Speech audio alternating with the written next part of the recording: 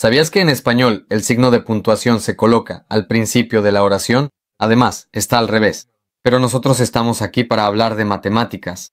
А что же здесь значит восклицательный знак? В математике восклицательный знак обозначает факториал.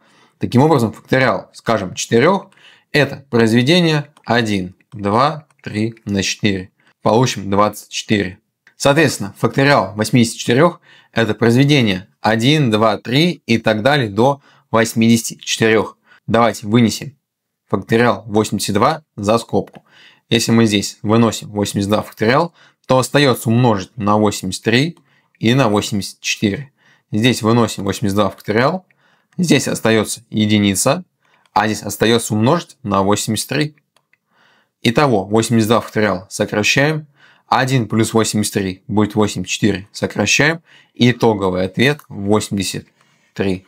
Adiós, amigos.